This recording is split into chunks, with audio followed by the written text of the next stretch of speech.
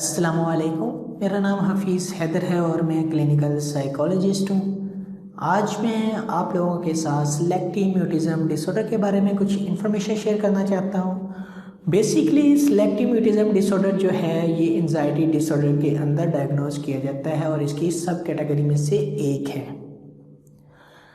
हमने अपने मुआशरे में, अपनी सोसाइटी में ये अल्फाज कई बार सुना होगा कि उसका बेटा, उसकी बेटी अचानक से खामोश हो गई है, बोलना ही बंद कर दिया है, बोलती नहीं है, किसी से बात नहीं करती, स्कूल जाती है खामोश रहती है, घर आती है खामोश रहती है, बेटा है घर आता है खामोश रहता है। पहले बहुत हंसमुख था, हर एक को आते जाते सलाम करता था, लेकिन अब जो है वो खामोश हो गया। पता नहीं क्या हुआ है उसके साथ, वो इतना खामोश हो गया कि किसी से बात नहीं करता, घर वालों से बात नहीं करता। उसके घर वाले परेशान हैं, मुख्तलिफ डॉक्टरों के पास जा रहे हैं। उसकी खामोशी जो है उसके घर वालों को जो है बहुत ज़्यादा तंग कर रही है।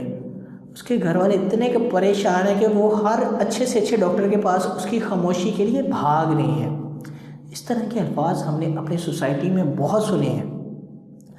तो इस डिसऑर्डर में भी ऐसा होता है कि बच्चे के अंदर अचानक से खामोशी तारी हो जाती है और वो इतनी एक खामोशी होती है कि बच्चा जो है ऐसे लगता है जैसे उसने छोटे होने से लेकर अब तक अपनी ज़िंदगी में एक लफ्ज़ भी नहीं बोला।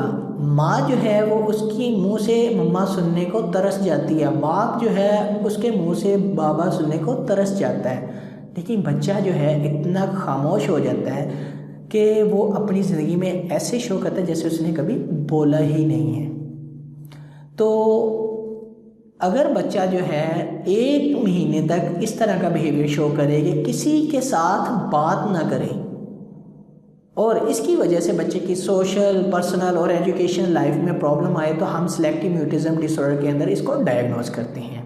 अगर बच्चा जो है खामोशी सिर्फ स्कूल की हद तक शो करता है तो इसे माइल्ड कहते हैं कि बच्चा सिर्फ एक एरिया के अंदर शो कर रहा है। अगर बच्चा 2 एरियाज़ के अंदर खामोशी शो कर रहा है तो मॉडरेट होता है।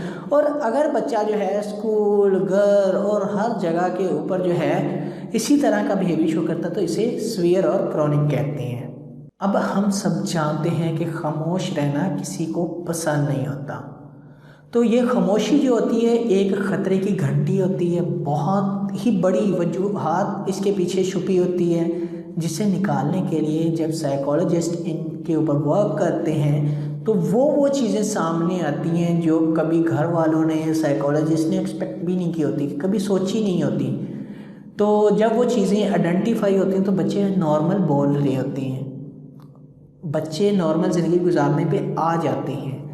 बच्चा जब इस तरह का शो करता है बिहेवियर तो इसके पीछे जो है बच्चा कुछ दिन पहले, कुछ 1-2 माह पहले जो है कुछ साइंस दे रहा होता है कि उसके साथ जो है कुछ ना कुछ ऐसा हो रहा है जिसकी वजह से बच्चे की पर्सनल, सोशल और एजुकेशन लाइफ में प्रॉब्लम आ रही है।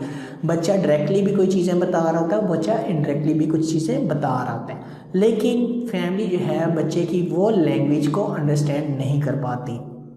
जो भी केसेस इस चीज़ के अंदर डायग्नोज होते हैं, इस डिसऑर्डर के अंदर डायग्नोज होते हैं, उनके पीछे अक्सर जो है यही काज होती है कि बच्चे के साथ जो है किसी ने सेक्सुअल एक्टिविटी की है, सेक्सुअली हैरास किया है और हैरास करने के बाद बच्चे को इतना दबाव में डाल दिया कि बच्चा जो है किसी के सामने बोल नहीं सकता।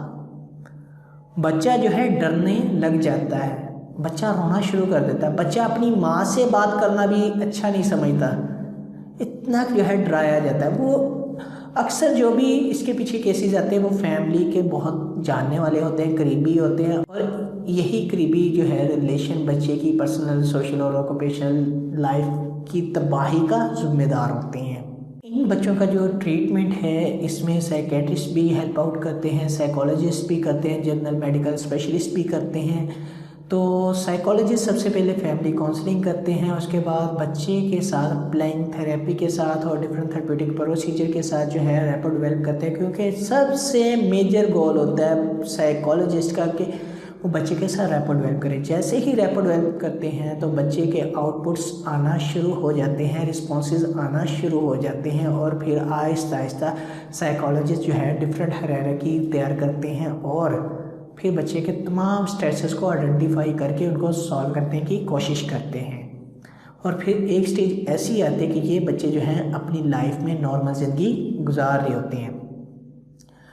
कुछ ऐसी रिसर्चेज भी सामने आई हैं कि जिन बच्चों के अंदर ये डिसऑर्डर जो है डायग्नोज किया जाता है और अगर वो प्रॉपरली मैनेज ना किया जाए और इनके जो स्ट्रेसेस को आइडेंटिफाई ना किया जाए या प्रॉपरली ट्रीट ना किया जाए तो ये एक बीमारी है जिसे हम कहते हैं स्किज़ोफ्रेनिया। ये उस बीमारी में जो है कन्वर्ट हो जाता है जिसमें साइकोटिक फीचर्स बच्चे को आना शुरू हो जाता है, साइकोटिक सिम्टम्स का वो शिकार हो जाता है, जिसकी वजह से बच्चे की पर्सनल, सोशल और ऑक्यूपेशनल लाइफ जो है टोटली डिस्ट्रॉय हो जाती है।